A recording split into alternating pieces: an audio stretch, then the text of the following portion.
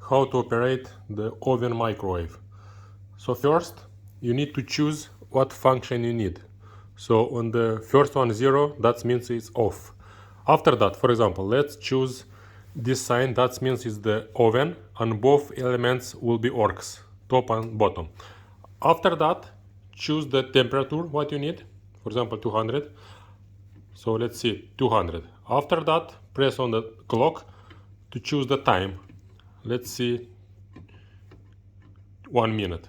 When you put the time, press on that sign to start. So it starts working.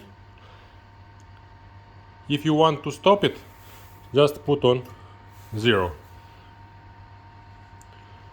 If you want to use the microwave, so microwave is on that sign. After that, you will choose the power. So let's see, 900. After that, time and start.